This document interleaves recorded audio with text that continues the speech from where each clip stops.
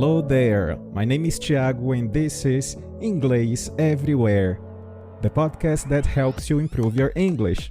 I want to invite you to join me every week to take you to the next level, listening to all kinds of content, stories, interviews, chats, and a lot more. Welcome to Inglês Everywhere. Olá, ouvintes do Inglês Everywhere. O episódio de hoje ele é especial, ele é sobre intercâmbio. Eu converso com dois ex-alunos meus que são irmãos, Ruben e Edu. Eles moraram em Vancouver, no Canadá, mas em anos diferentes, foram experiências diferentes. Primeiro foi Ruben e 1 ou 2 anos depois Edu também ficou na mesma cidade, na mesma casa, com a mesma família. E a gente vai ouvir bastante sobre as experiências que eles tiveram.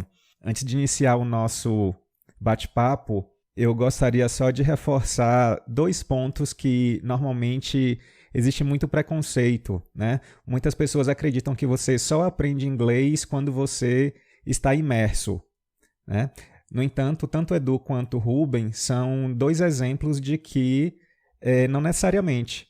Eles estudaram comigo durante bom tempo. Claro, não é mérito meu, é mérito deles, mas eles não tinham tido ainda essa experiência de imersão fora. E quando eles chegaram lá, eles não tiveram nenhum problema com a adaptação ao idioma. Eles tanto conseguiam entender quanto também eram compreendidos. Existe também uma grande falácia de que o professor ideal é aquele que é um falante nativo do idioma. Lá na escola, no período em que eles estavam estudando, eles não tiveram contato com nenhum professor nativo. Todos nós daqui do Brasil, e no entanto, eles chegaram lá e fizeram bastante sucesso com o nível de inglês que eles atingiram, né? Então, serve aí como exemplo para você que de repente está desmotivado ou que acredita que somente através de um intercâmbio você vai conseguir atingir um nível de inglês ideal. Eu, por exemplo, até os meus 28 anos, eu ainda não tinha ido para nenhum outro país fora do Brasil. E toda a minha experiência tinha sido através de curso de inglês, acesso a filmes, músicas, conversando com outras pessoas aqui no Brasil. Tive contato com alguns nativos também, mas também foi muito pouco, né? Então, fica aí de exemplo que é possível, sim, você aprender inglês ou qualquer outro idioma sem necessariamente ter o contato com um falante nativo ou sem necessariamente você ter que fazer um intercâmbio. Eu, infelizmente, na minha adolescência, não tive condições financeiras para poder fazer, somente depois eu consegui fazer algumas viagens e fazer mini intercâmbios, mas todo o meu conhecimento, toda a minha prática de inglês ocorreu aqui mesmo no Brasil, na Bahia. Mas o meu conselho é o seguinte: se você é adolescente e os seus pais estão te oferecendo essa oportunidade, ou se você é um pai, uma mãe e tem a possibilidade de oferecer isso para o seu filho, é uma das experiências mais magníficas que ele pode ter. Na conversa que eu tive com os meninos, vocês vão ver quão empolgados e quão transformadora foi a experiência de fazer um intercâmbio. Foi um intercâmbio de 6 meses, não foi daqueles de passar o ano todo fora, e ainda assim é uma explosão de experiências que eles têm num período curto e que eles levam para o resto da vida. Então, assim, eu acho que durante a conversa vocês vão poder sentir um pouco dessa experiência e desse ganho de conhecimento que eles jamais teriam aqui no Brasil, seguindo a vida dentro da rotina que eles já tinham. Então segue aí como um relato para quem tem essa possibilidade de vir a fazer o intercâmbio nessa fase da adolescência, né? Porque eu acho que é um momento aí que tem a questão da construção da personalidade e que isso vai acabar afetando bastante e transformando esse adolescente. Ok? Vamos então ao episódio em que eu entrevisto Ruben e Edu sobre o intercâmbio em Vancouver, no Canadá.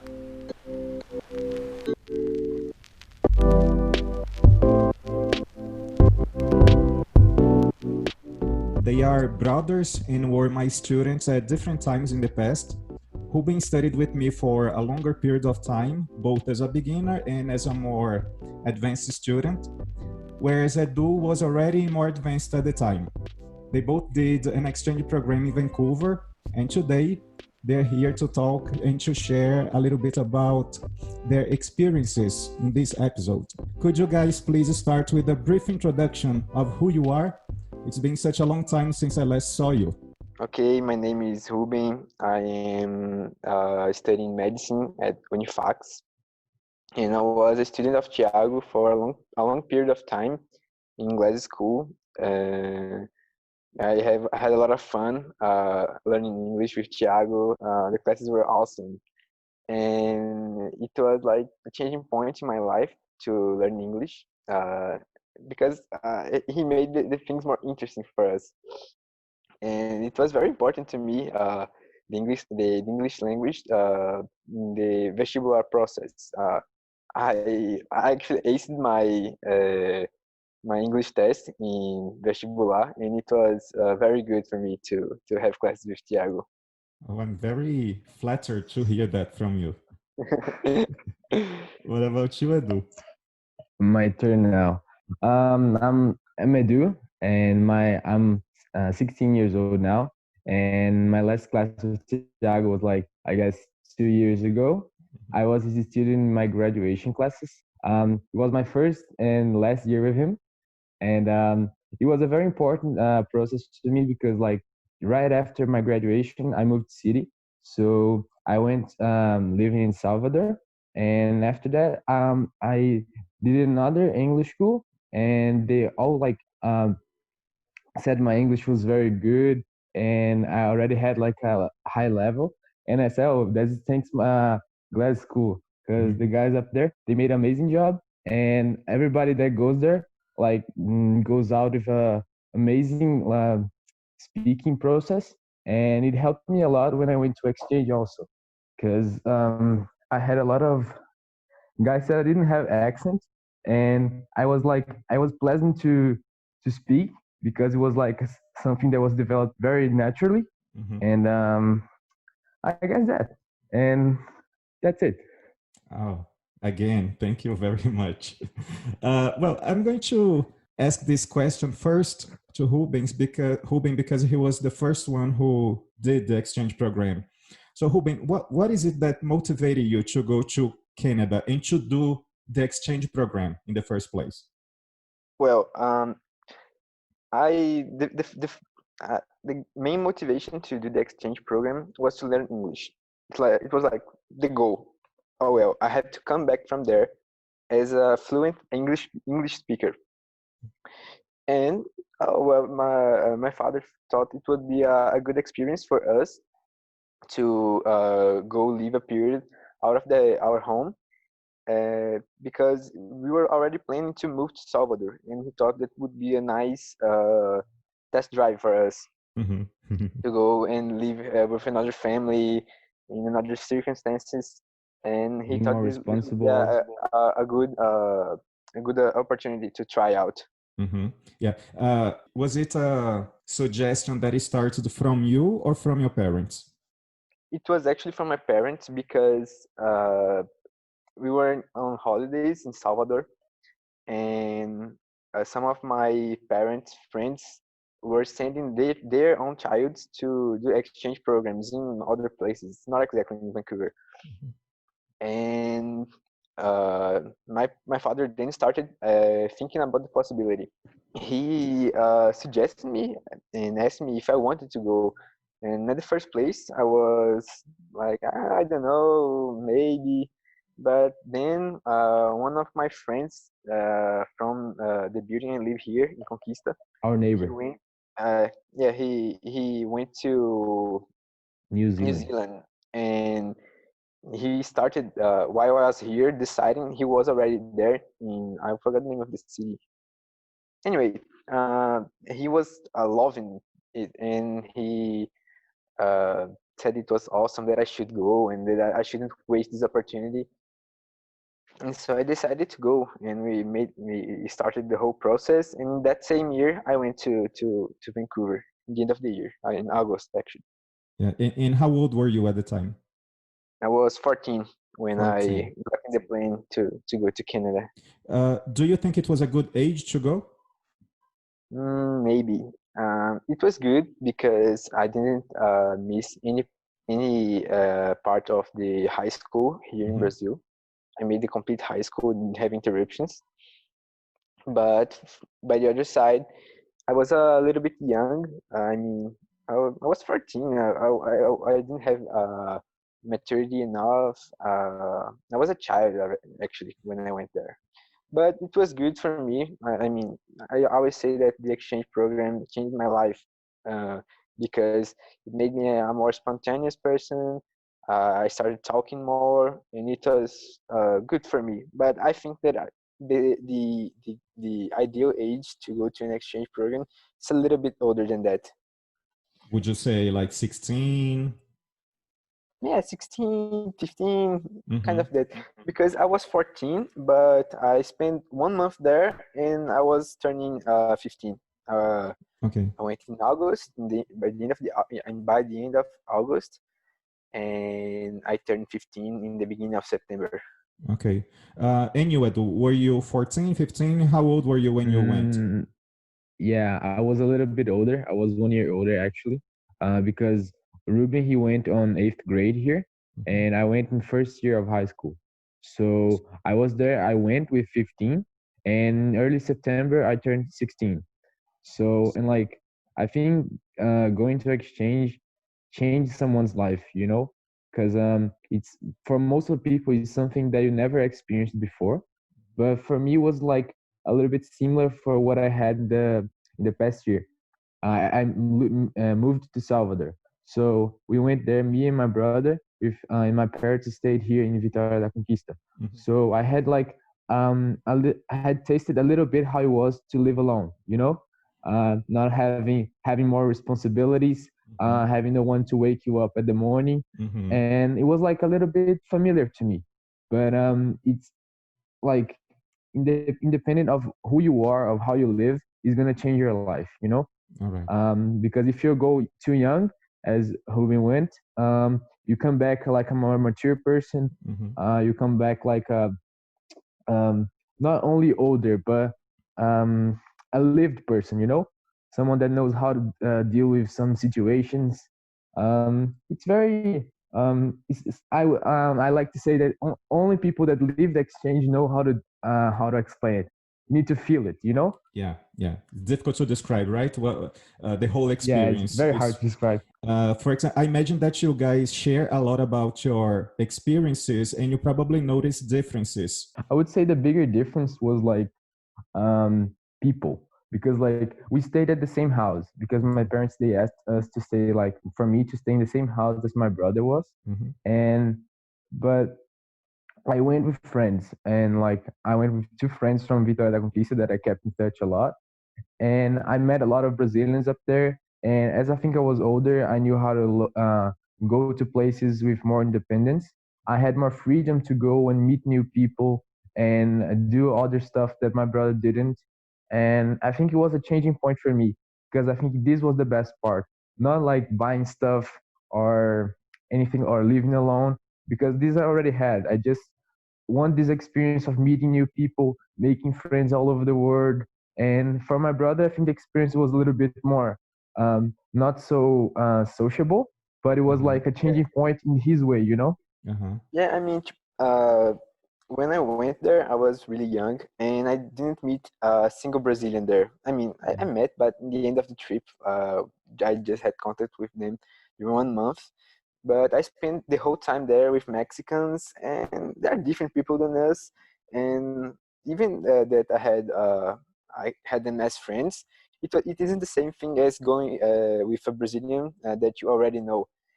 But I spend my time there more like in learn how to live alone. I Met was just more new enjoying people. how to live alone. Yeah, and there's this thing.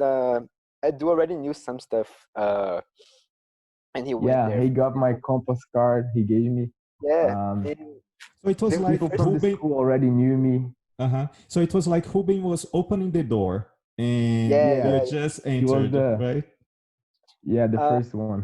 there's one thing, for example, I spent my first month there, and I didn't know how to catch the SkyTrain, and I was really afraid of going out and don't know how to come back home. I was really afraid of this, Mm-hmm. You were also a and little bit shy. yeah, and Edu, I think his first week there, he had Yeah, the same uh, we make this the same joke that in feedback. the first week I enjoyed more than he in 6 months. Yeah, but I think it was in his first week there. He didn't know how to catch the SkyTrain, and I gave him instructions by Information. the phone. I said, "Oh, you do this, this, and this." You go to that station and you catch that train. Yeah. And he Yeah. was afraid, as I was, but I Mhm. didn't have anyone to teach me. Yeah, quite nice. So you were doing things there that maybe you have had never done before here in Brazil, here in Conquista, right? Yes, In Conquista, exactly. for sure. Yeah. Okay, so your program lasted 6 months. Is that Yeah. right? Yeah. If you could, Right. if you could have had a longer program, would you have had it? Oh, that's a difficult For question sure. For sure. because right now I don't know because uh, at the time, of course, when I came home, I was devastated. I wanted to stay more. Uh, Even though I was meeting my family back here, Mhm, I loved living there, and I made a really strong bond with the family, my host mhm, family there. okay. But today I don't know because I don't know if I would change the past like this. Mhm. But In my I don't know, case, it was good. now I would say that I would never stay 1 year because of coronavirus and stuff. But back then, I was like loving it, and I say, if they offered me the possibility to stay more 6 months, I remember that I got divided because I remember, man, I miss my family, I miss my friends, and I know that it's gonna hurt my future a little bit because I'm losing like 1 year of school. But when you're back there, you say, man, I want to stay. I want this life because it's too good to be real, you know? Like, at least for me, because for every person is a single experience. Yeah. But my one was that good that I wanted to stay more. So I said, man, it got together the two things that I love that much: freedom and friends. It's the perfect match. But today I would say, no. 6 months is fine, it's enough. I live what I had to live. Okay, interesting. Well, let's talk a little bit about your host family, which was the same. Yeah. So, Ruben, what was it like? The process is like before Yeah, it you was go, same. before you start the program, you have some contact with the family. So, what was it like before and after you arrived? It was.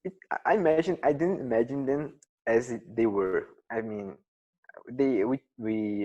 I sent them an email. They sent me an email, and they said some stuff about them, and it wasn't really clear what I was going to meet there.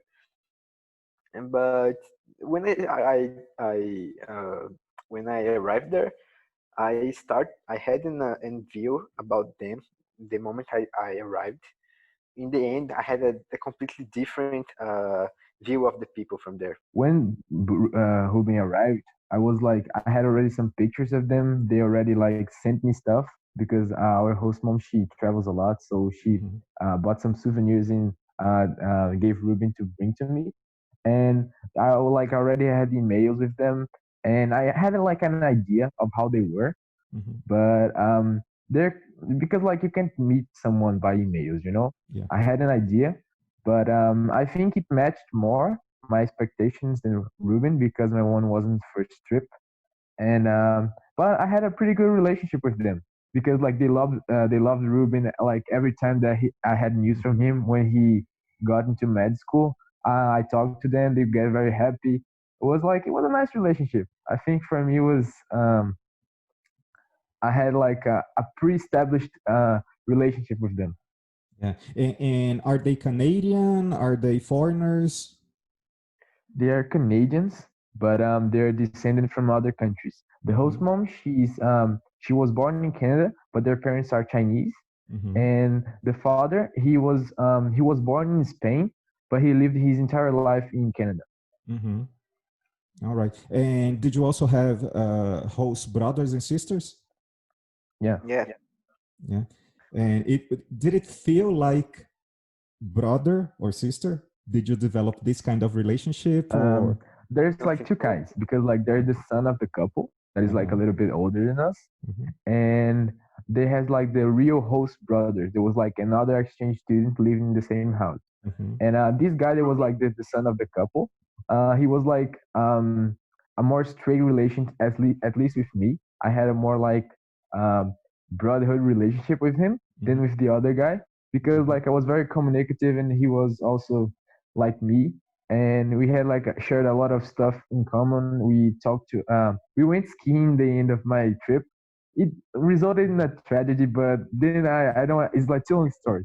Anyway, um um because like my relationship with Ruben is very very close, so it's very difficult to match with someone else.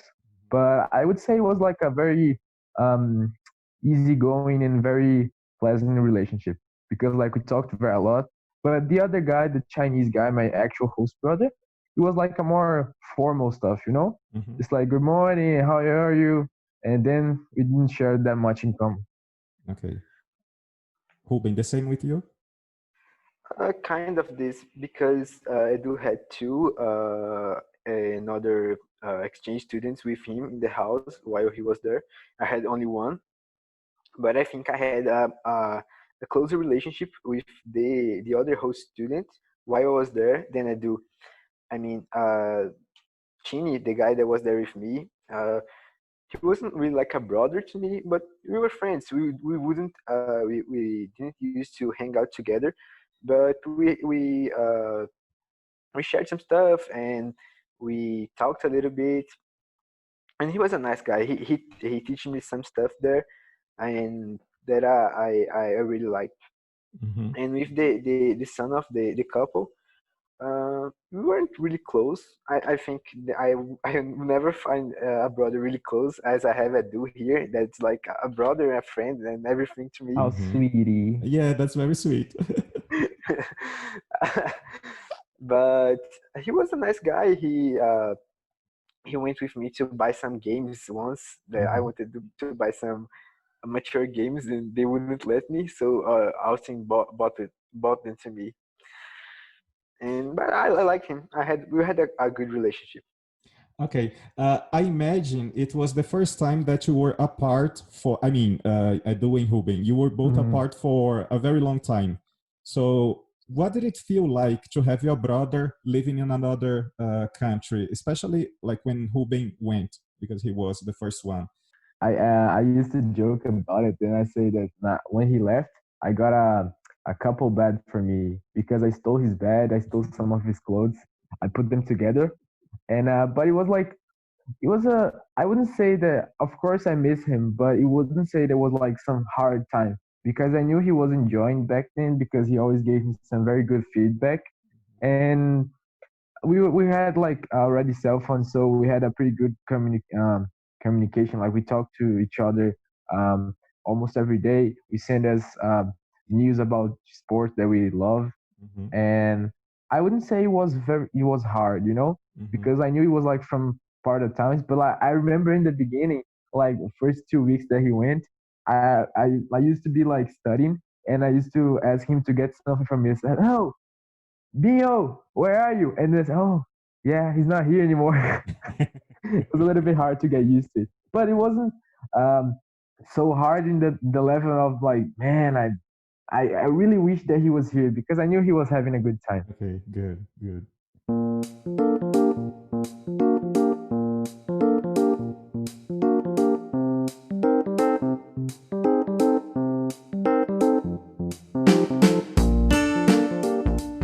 Ruben, what about you? The beginning of the process, were you homesick? How was Yeah. this process? Well, in the first week I was there, I really missed my family, and I thought about coming back several times. But in the end, I thought like, oh man, I'm the first guy in my school to do this. What a chance I have.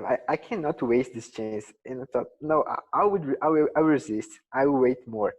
If in 1 month I want to come back, I'll call my parents. And then in the other week, when the school started, I started meeting new people. Said, oh yeah, I don't want to go home. I want to stay here. Did you ever tell your parents you were considering coming back? No, never told them because I know how they are and how they are uh, protective. I think this They're is the going to term. react about it.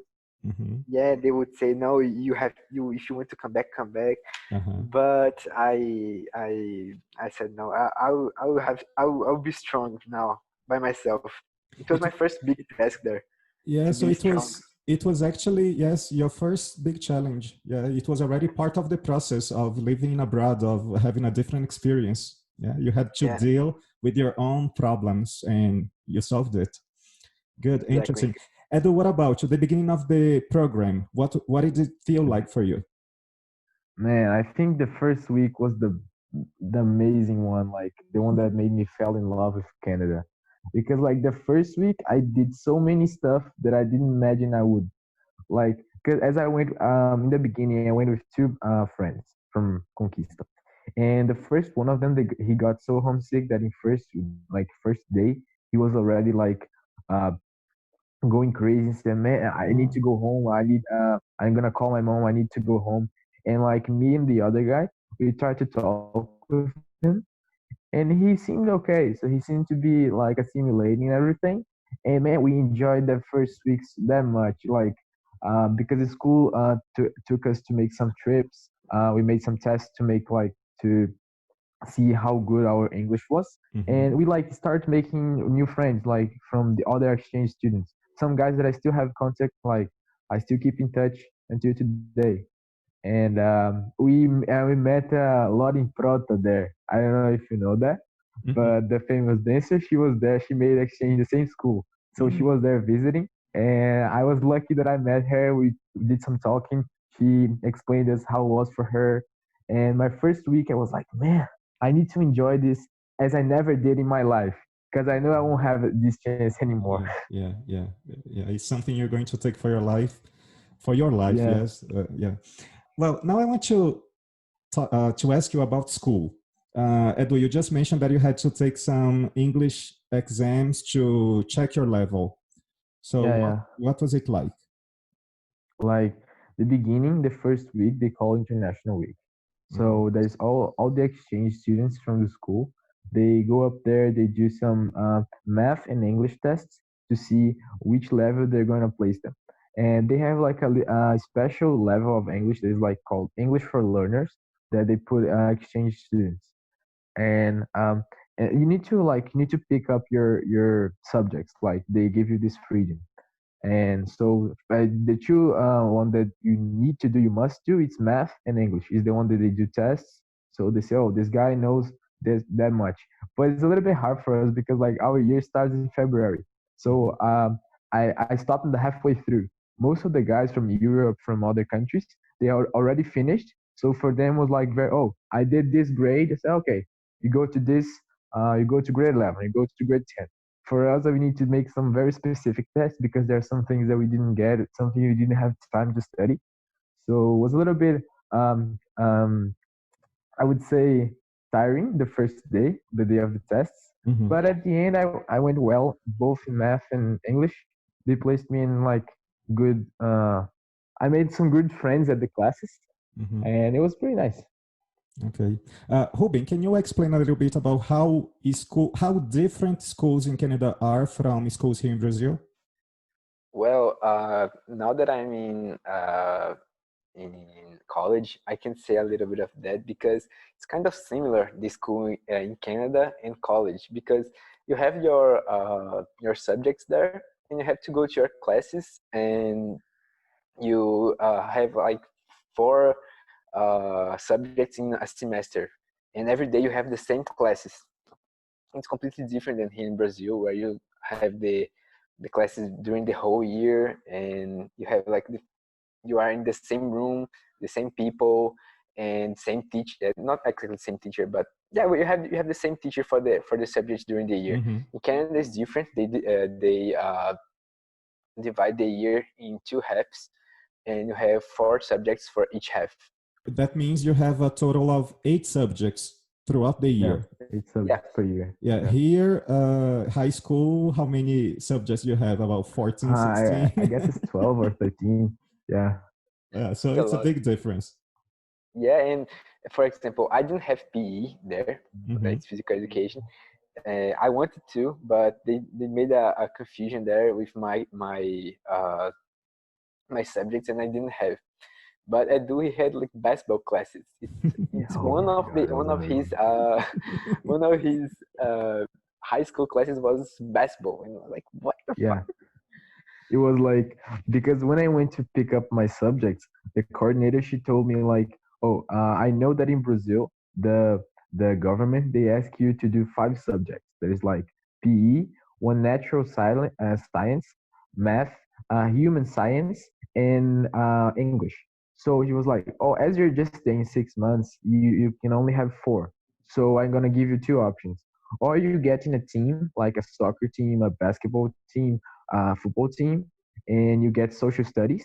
They're gonna like fit you to do history and geography, or you do PE and you join like a club, like a social club. She gave me the examples like saving the whales, something about volunteer to the community, and I said, man, I don't wanna. I'm joining the soccer team for sure. So I think I can get in social studies, so I don't have to make the test when I get back. So I went to 2 classes of social studies and I gave up because man, I'm not spending 6 months of my life studying this. So I went to the coordinator and said, oh, can I change? She was like, okay, but or you join a club or you're gonna need to make a test when you get back. So my solution was to go to basketball classes. That is something that I would never get in Brazil because we don't have that culture. So every day I had a basketball classes, and I also joined the soccer team. And now I need to do the tests, but I think it worked. It was worth it for you. Yeah. Okay. So, and Ruben didn't have this chance. I know you were into sports, but you didn't No, I do it. didn't. Well, I actually I missed this chance because I didn't take my trainers to play soccer. Mm-hmm. That I'm was a not huge going to mistake. say here that I would get in the team, but I was too young too. I think it would be a lot of things to me to assimilate and to do, and I wasn't ready to this much thing. And Okay. I already knew a lot of stuff when he got there, and And they had a soccer team. I didn't know they had a soccer team. I still have a group chat with the guys from the team Cool. because we like the school. As Ruben said, he didn't know the school had a soccer team because they were so awful that nobody knew about them. But as me and my other friends, my other friend from here, we joined the team, and it was like a pretty good class from the team. So we made a huge impact in the tournament, and the guys started to know that we had a soccer team. I was like, "Oh, do you have a team? Yeah, soccer." I said, "Do we have soccer?" So yeah, we have. We're doing well this year, and it helped me a lot, like to improve the English because like I learned some vocabulary about Mm-hmm. sports. That's something that I'm into, Mm-hmm. and I also made a lot of friends because guys from the team, like soccer is not so popular between Canadians. So most of the guys that were from the team, they were from other parts of the world. They were Mm-hmm. descended from Italians, Mexicans, European in general.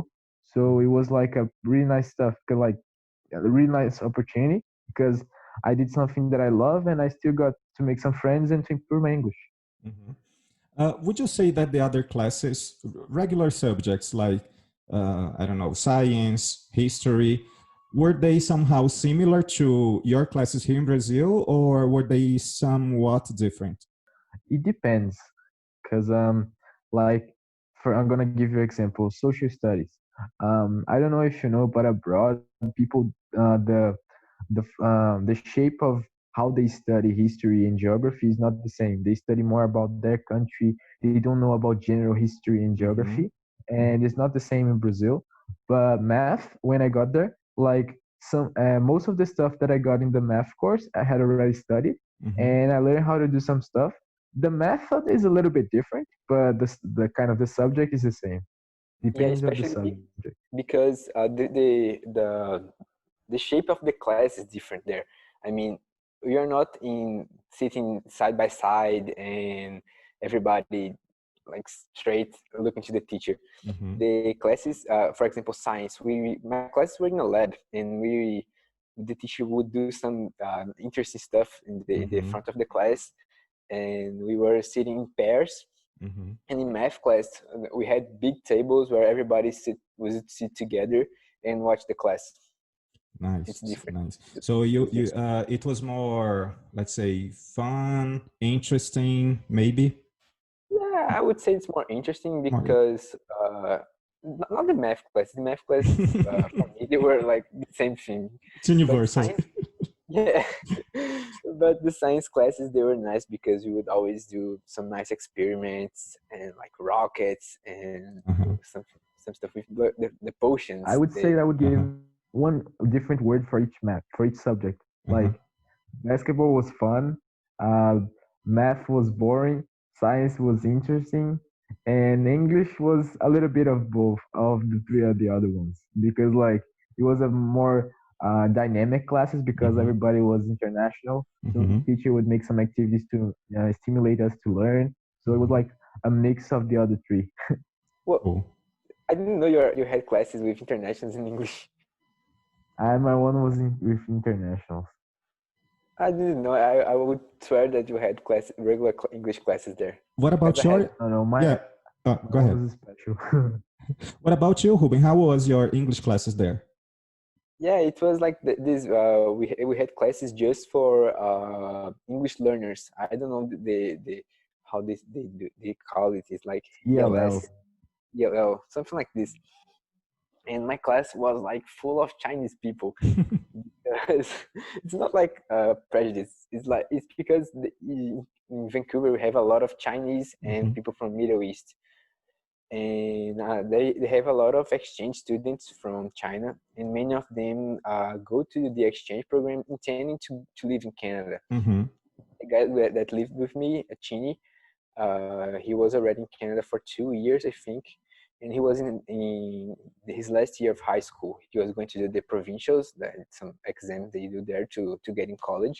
And right now he's I think he's in UBC right now, the So University UBC. of Vancouver.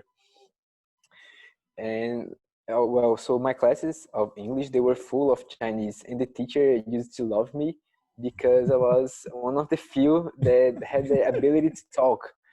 I mean, in the class, I was the only guy who talked, and I owned this to grad school because there we have this. We learned how to talk there. Yeah, because most of the guys that go like Chinese, even though they are not like exchange students, they go because the language is too like it's too different. I Yeah. guess the pronunciation for them Mhm. is like an Yeah. issue, and most of the guys that were like in my English class also, they were like if they were not internationals, they were someone that migrated into Canada, so they had to learn how to speak it from the from zero, you know. Mhm. So I think for them was like a real issue. Mhm. Yeah. For the Chinese, it's really difficult to articulate the language, right? All these sounds that are easy for us, for them, it's like a struggle. They have to try They really have hard. a really Yeah. strong accent also. Yeah. Sometimes they say something and you understand nothing. You're Yeah. like, what? Yeah. Yeah. That's very true. Okay.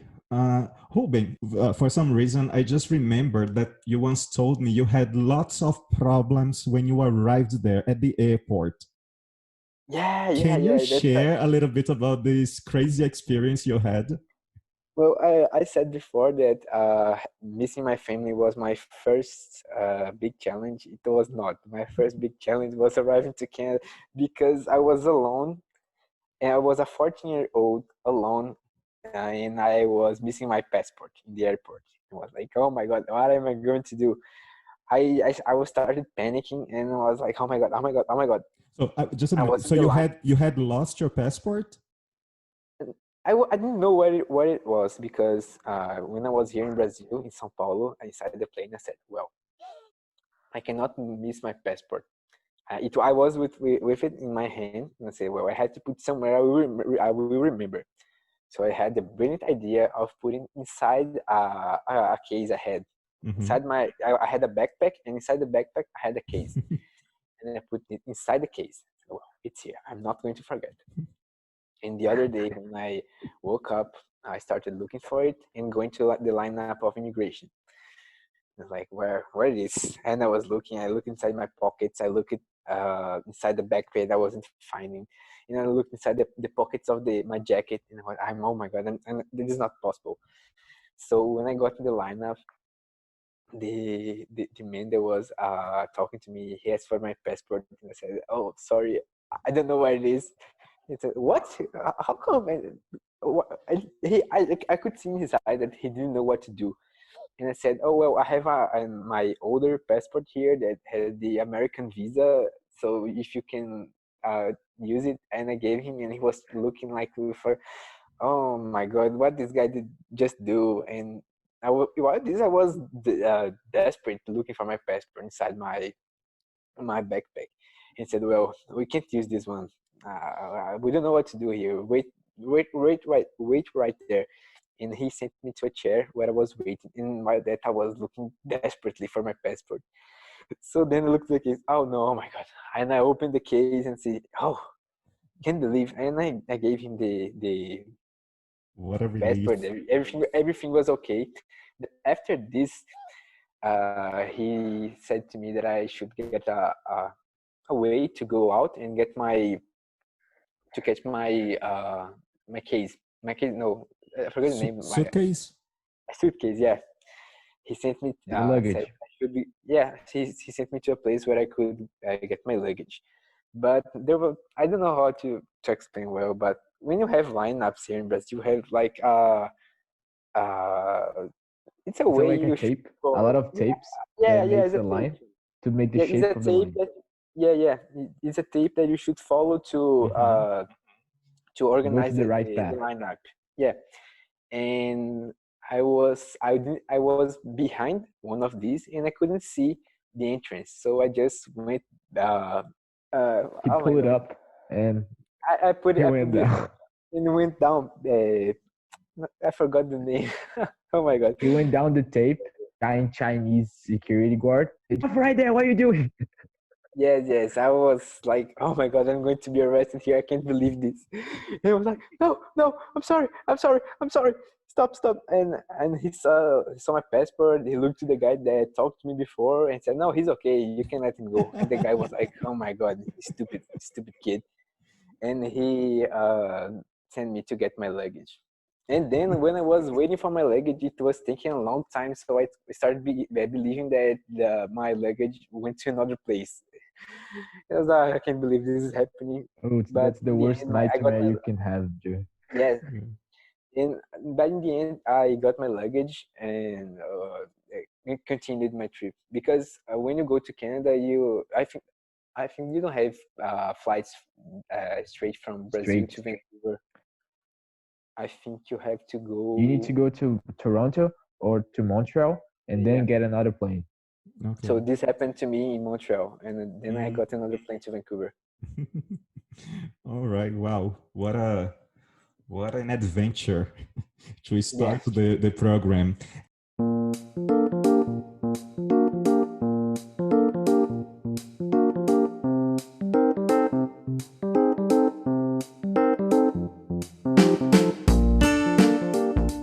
Edu, did you go through any problem during the program at school or I don't know somewhere in Vancouver or in another trip?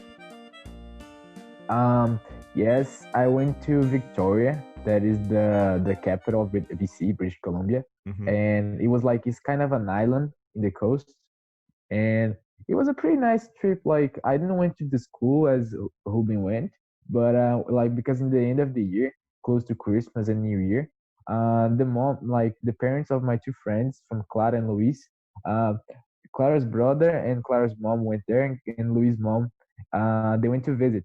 So I kind of was like the tourist guide from them because always that we hang out together, I was the one that knew how to get to places. Mm-hmm. So we said, oh, let's go to Victoria because it was like way cheaper to go by itself than to go with the school.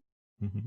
So we took the ferry boat, and because like, but it was like kind of a 24 hours trip because like I remember waking up at 6 in the morning. I had to get a bus to get in the ferry by 10 in the morning.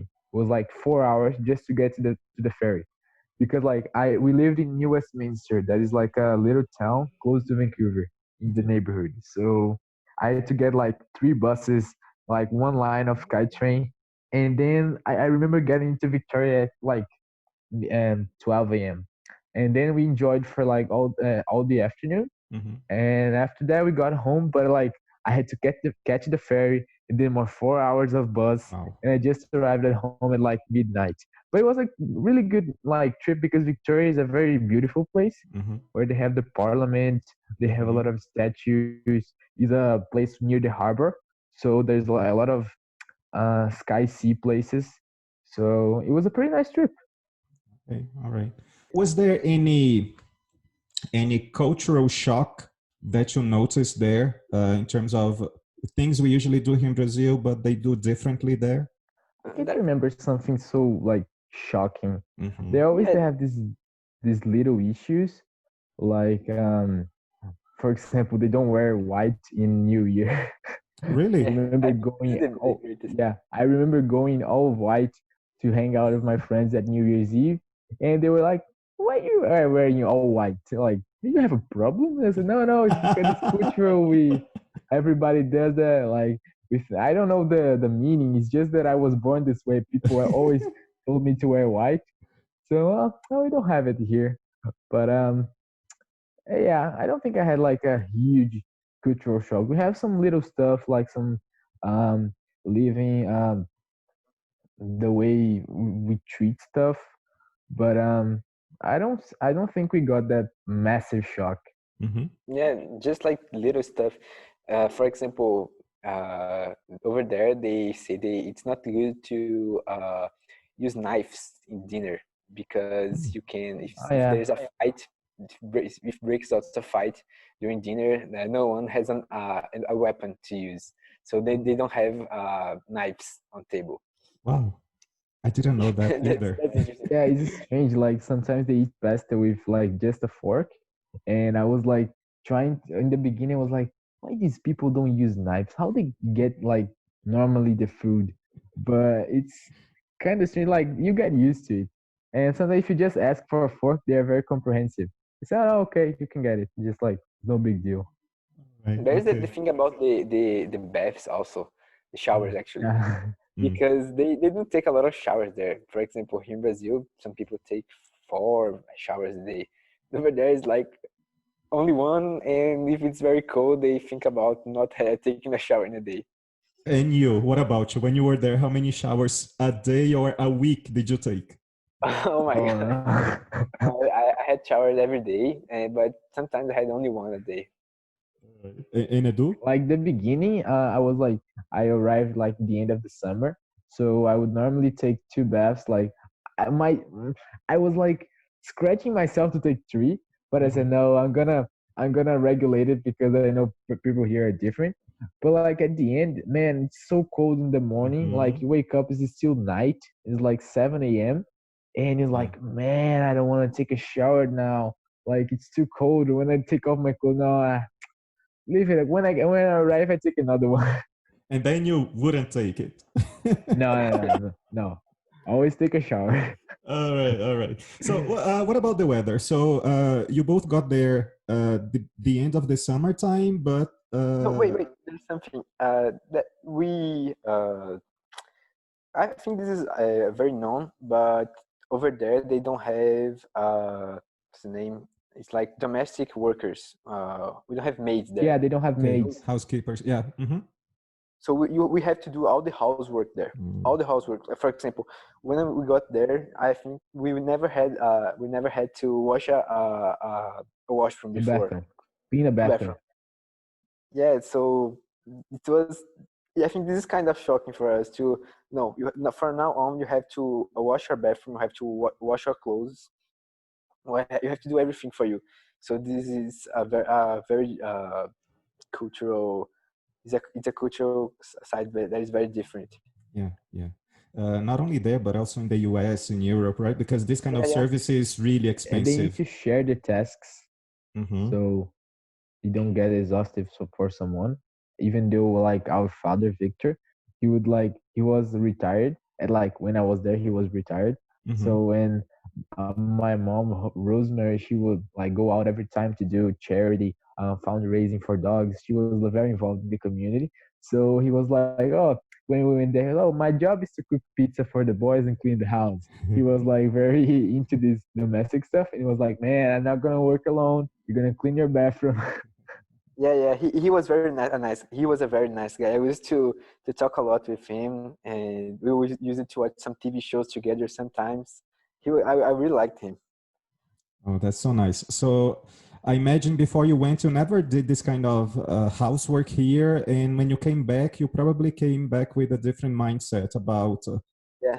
this Yeah. kind of work. I About like I was a little bit used to it because I already lived alone for 1 year and a mm-hmm. half in Salvador. Yeah. But it was still like a new thing because even though we lived alone, we have like someone that worked like cook for Mm-hmm. us, and there we did like not cooking but cleaning the bathroom, things that we used, washing our clothes. And but this was very good because now in quarantine we have to do all the housework. So we are already used to it. Yeah, good, good, good. Something you learned Mom today doesn't from complain me. anymore. Yeah. Yeah. Okay. Good. Good. So, what about the weather? What was it like to spend real winter in Canada? I think my experience with winter was more intense than Edu's because Yeah, they say that the year I was there was really atypical because Vancouver doesn't have the that the winter from real Canada. Canadian winter that goes like 3 meters snow. It's not like that. Minus 40 degrees. In Vancouver, it's usually like some snow sometimes. Not every, snow in Vancouver is not every year. When I was there, it started snowing after Thanksgiving. No, after because it's different. But after right after the American Thanksgiving, it started snowing for me there. Mm-hmm. And when I came back, there was still a lot of snow, and it wasn't close to stopping. I remember after I came home, I still had news from people there, and they say, "Whoa, it's still snowing," and I was, "Oh my god!" And for you, it was different. I think I was fortunate in that sense because like I was really excited about seeing snow because I never saw like before Canada I had never seen it. But I was like it started to getting cold like when I got there was like 24 degrees, and it started to get colder and colder and colder, but it never the snow never showed up, and it was like I was getting man, it's really that I'm not gonna see snow. And it was like it snowed up in the mountains because they have like some mountains around the city. But I was like, man, I want to go to school like the early morning. It'll be everything will be white. And finally, the day that it snowed, I was like, man, it was like really at the end of the trip. I think it was like uh 1 month left, I guess. Uh-huh. And but now I'm really glad that it just came up in the last month Yeah. because it's beautiful in the first 2 hours that you see it. Then you get sick of it because like after the first snowball war, it gets tiring. Yeah, I Yeah, totally agree. Yeah, yeah, that's true. Very, very and true. there's a time that you are really tired of snow. You see every day everything is white, and your You clothes can't get wear all wet. your nice shoes because they're gonna get dirty, and I need to put too much clothes to go off. Like every time you see, oh, it's snow, I need to get like 4 coats. It's not But it's not that comfortable. I remember that Ruben told me he wouldn't wear many layers. He wouldn't wear special boots, Yeah, right? yeah, that's true. And I did it also because we went with before I went to Canada. I said, well, I had to buy some leather shoes because I'm going we are going to have snow there, so I need some leather shoes. But it wasn't like a thick leather shoe. It was a thin leather shoe, and Mm-hmm. I would go out with just jeans and the shoes and some coats, but just that. People there used to buy many pants you put under the jeans and Mm-hmm. big boots. Like I'm here Thermal with shirts. just my jeans and my shoes. I went to the mountain like this. That's crazy. I know, I know. So, other than snow, too much snow, what else didn't you like about Vancouver? Because so far we've talked a lot about things that you enjoyed, the good experience, but there's probably something you didn't like. I don't know. Can you share something about that? Mm, I don't know. It's very hard to find something that I would like, Yeah. but I would say that like because back there we didn't have like I used to hang out a lot with my friends, but most of them were exchange students or people that were living there. They were from other countries, and most of us like there we don't have like places to hang out too much, like because it's cold, so we don't want to be hanging out at like at at street. But most of us we didn't have like houses to do it because we were not allowed to like bring a lot of people over. So, and we had to take like public transportation. That I think is a very important part because like you learn how to catch a bus, something that in Brazil you don't do that often because it's dangerous. Mm-hmm. Or you need to you need to learn how to like organize yourself because it takes way more time to go by bus Mm-hmm. than go by car. So you need to make a little very tight schedule so you can Mm-hmm. get everywhere you want. But like as I said to Victoria, it took me 18 hours to go like to go there, visit, and then go back home. And normally would take me 7, 8 hours. So I think that's some part that I didn't like that much. I had to like leave half an hour early to get to the places that I wanted. Mm-hmm. Okay, Ruben, is there something you didn't like? I don't know. I think in the end you're kind of sick of some stuff that happens there because it's a different culture, it's a different place. You are used to the Brazilian way of doing stuff. I'm not meaning the Brazilian way, the Brazilian way. But I think people here they are more it's not happy, but Warm. they I don't know the way they treat life is different, and I think I missed that in the end a little bit. All right, I okay. wanted to have this I back. miss the food also a lot. I had problems with food because like I eat very a lot here in Brazil, and there I played in the soccer team.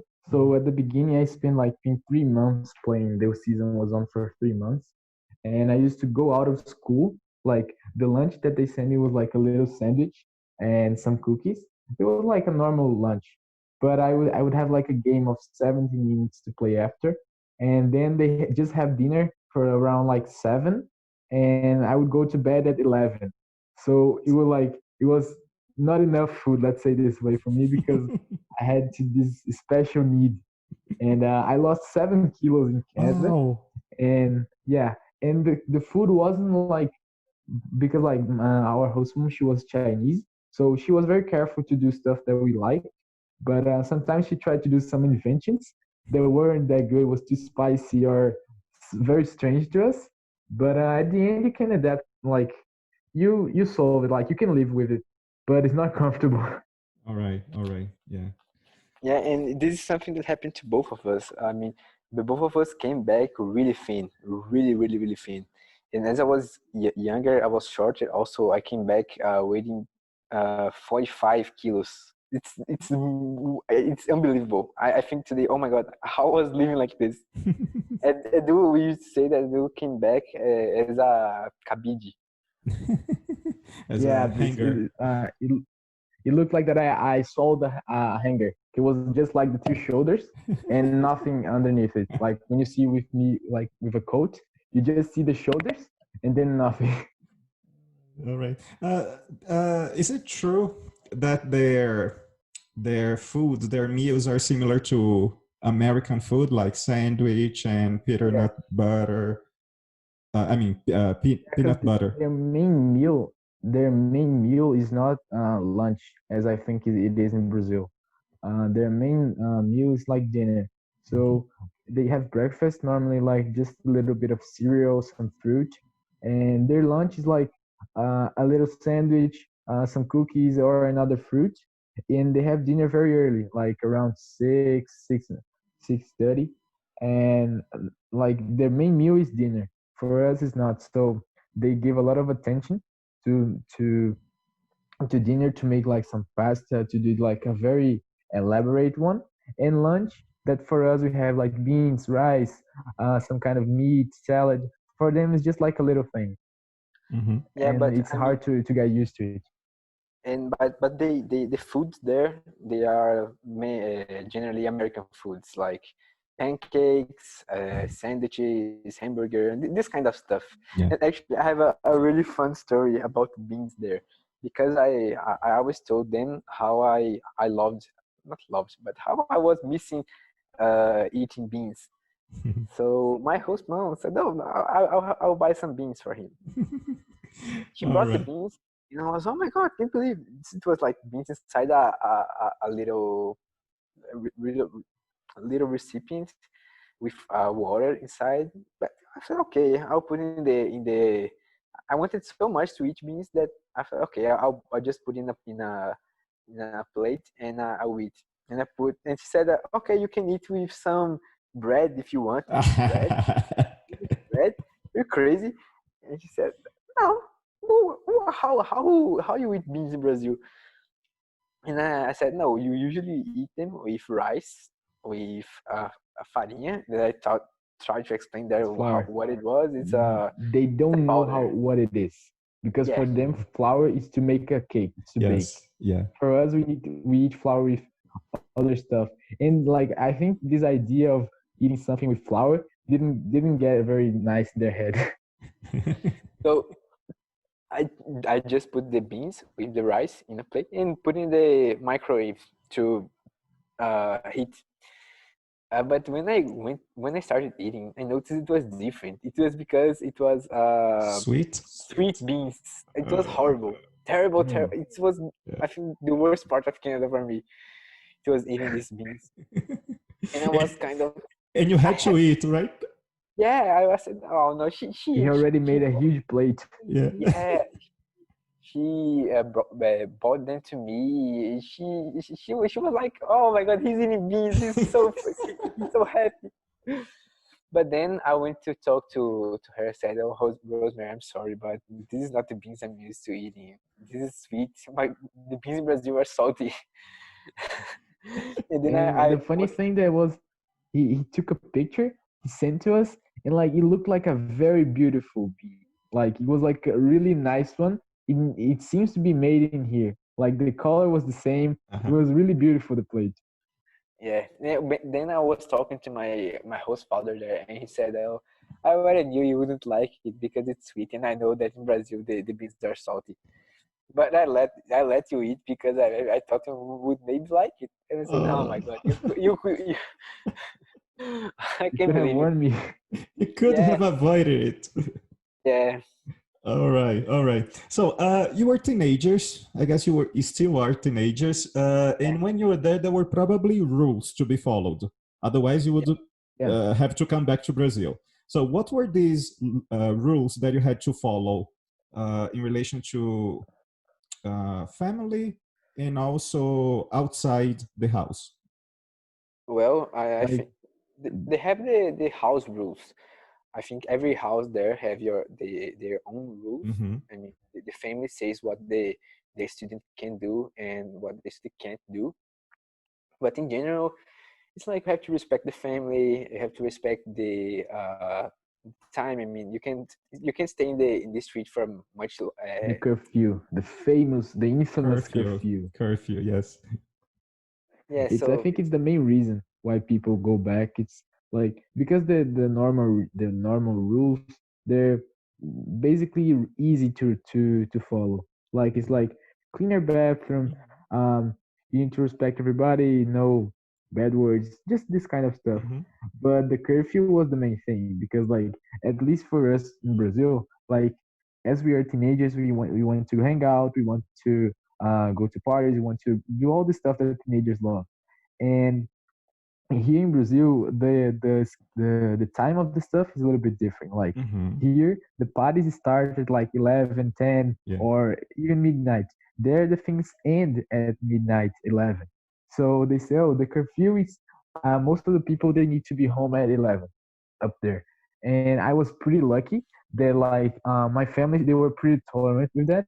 So they said, "Oh, you need to be home at midnight, but if you want to do a special occasion, if you want to stay over some friend's house, if you want to do like a special program, you call us, you explain it, and then you're gonna talk it."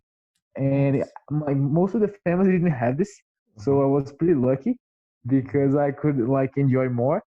But I think the main reason is that people they don't get used to the curfew because they want to hang out up late, and they normally they get a problem with that. With me it was different because as I was younger, the family they were more concerned with me, and I didn't have this flexibility that Edu had. And I think as they already knew me, and they were more Yeah, it was a tolerant big with part because Ruben, like for them, was like a really nice boy, a sweetie boy, an angel. So for me, if I say, "Oh, I'm here at downtown Vancouver, I'm gonna be 1 hour late because I met some friends over from Victoria," which I did, and they were like, "Okay, no problem. Just let me know when you get home because he's Ruben's brother. He's not gonna make anything bad."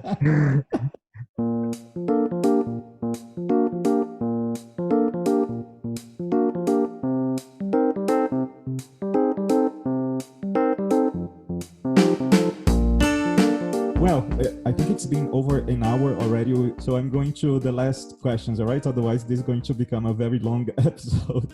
Okay. But we could spend hours and hours talking about the experience because, of of course. course, there's lots of things to be shared. Yeah. Which tips would you give to a person who is considering doing an exchange program? I don't know. I think I did this with Edu. I gave him some tips, especially if you're in Vancouver. Something that I thought it was good is like because I had some Mexican friends there, and to go to use public transportation, you have a little card called Compass Card. It's a company that organizes all the public transports there. And I had this Compass card. I bought it in the beginning. Chini told me that I should buy this one. And my Mexican friends, they always, every time they would use The the bus, we catch the the bus. bus or the SkyTrain, they had to buy a new passage. And it was like tiring. Every time I would go out with them, I had to stop, get the lineup to buy the tickets. And I think this is a good tip for for people that are going to Vancouver specifically. But in general, I think you have to go ready to change a lot of stuff that you do. You are not going to have the same life you have here in Brazil. You are not going to be the same person. You have to go ready to change your lifestyle and a lot of things you think. Good, good one. Yeah, Edu. like the general tip I would say, it's the same one that Lorin Prota gave me in the first week. That is like, even if you like have difficult to make new friends, to talk with new people, you can't be shy. You can't shy away from these issues that you have because like this is going to make your experience different. Like meeting new people, going out, it's way more than buying stuff that you like because a lot of people think about this way, and is the thing that makes your exchange year so special because you make lifetime friends from other countries. You make some you live experience some stuff they're never gonna experience anymore in your life. Mhm. So you can't stay at home. The worst thing is staying at home because every time you have something like free time, go out, make some friends. Even if you don't have that much, call the ones that you're more close together. Go do some because they have a lot of programs, a lot of stuff to do. So go out. Don't be don't stay at home. Every Yeah, time you have free time, try to enjoy it the best and way. this is a tip that I would love that someone told me, because I just learned that in the end of the trip, and I think it's a not a waste, but I think I could have more fun there. I loved my trip. I say I I don't know if I would change something, but this is it's something that sometimes think about. He regrets about Yeah, I not regret having. it a little Yeah. bit. And Edu, is there anything you would have changed? There's a very long story, but putting it in Go a ahead. nutshell, no, it's very long. But basically, like it was like a very bad situation. But at the end, I could learn something about it. There was like the last week that I was there, I went skiing with my host brother, and basically he left the mountain with my bag. There was like my shoes, my compass, my wallet, everything, and he left me at the mountain because we got separated in a track. So I was left in a mountain, 3 hours away from home with no shoes, and I lost my phone in the middle of the track. So I had to make. If you want to do another episode for me, explain that story, you can do it. But basically, my capacity of making friends and drive me through like some guys from São Paulo that I made some friends. So they helped me to get home. So I got home with no shoes, no nothing, and it was like the time that I said, man, what I'm doing here. And I said, man, I'm screwed. But in the end, I could learn something about it. But I don't. I would say that I would change it because I got like a very big lesson about it. But it wasn't a very nice experience. Yeah, we thought that he died here in Brazil. Yeah, because I lost the phone. So I was like one day with no contact with anyone. I said, "Mom, my God, my mom must be thinking that I'm dead, that I'm lost in the mountains until now." Okay, so what about your parents here? When you talked with them, were they concerned, worried about you there, about these issues, these problems that you had in Canada? I think they were more concerned with me. I mean, I think as I had the experience first, they had the experience first too, and they had a lot of they were afraid of a lot of stuff there, and they told me always to be cautious and to take care. And anything that happened, they would no wait, let's see how we do this. And as I have already done this, Edu, he had more freedom to do this stuff. Yeah, my father used to say that he was more concerned about me in Salvador living alone than in Canada. Mm-hmm. So like we used to talk with them by video chat every day normally.